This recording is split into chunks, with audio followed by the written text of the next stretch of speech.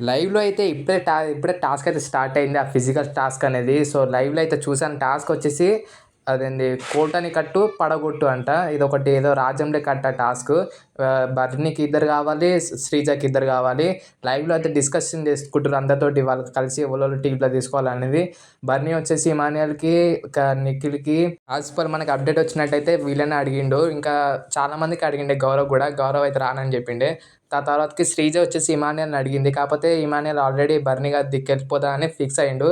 తర్వాతకి చాలా డిస్కషన్ అయితది శ్రీజకి, ఇమాన్యుయల్ కూడా. కాకపోతే ఇమాన్యుయల్ బర్నీ గారి దిక్కెళ్ళిపోతాడు. సో, అలా అయితే వీళ్ళైతే ఒక టీమ్ అయితే ఫామ్ అయింది. ఇంకా టాస్క్ అయితే ఫిజికల్ టాస్క్ అయితే స్టార్ట్ అవ్వలే లైవ్‌లో.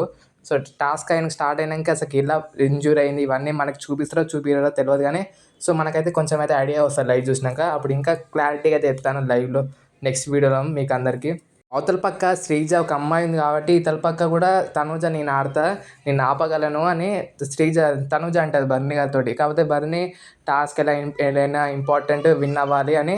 సో, బర్నీ వచ్చేసి ఇక్కడ నిఖిల్‌ని మనల్ని తీసుకుంటాడు. అండ్ బిగ్ బాస్ కూడా అనౌన్స్‌మెంట్ చేసేటప్పుడు మీ ఇద్దరిట్లలో ఎవరో ఒకళ్ళే ఉంటారు ఈ టాస్క్‌లో, అంటే గెలిచినోళ్ళు ఎవరో ఒకళ్ళే ఉంటారని బిగ్ బాస్ కూడా అంటాడు. అంటే గెలిచిన వాళ్ళే రీ ఎంట్రీ పక్కా కన్ఫర్మ్ అవుతుంది అన్నట్టే ఉంది చెప్పిండు బిగ్ బాస్ అయితే. యాజ్ పర్ అదొక అనౌన్స్‌మెంట్ చేస్తాడు కదా! ఆ టైంలో అయితే ఇలానే చెప్పిండు. మీ ఇద్దరిట్లలో ఎవరో ఒకరు ఉంటారు గెలిచిన వాళ్ళు అన్నట్టే చెప్పిండు లైవ్‌లో మాత్రం. సో, చూడాలి. తర్వాతకి శ్రీజ అయితే మనకు అప్డేట్ ఆల్రెడీ వచ్చేసింది. పర్మనెంట్ కంటెస్టెంట్ అయిపోయింది శ్రీజ వచ్చేసి.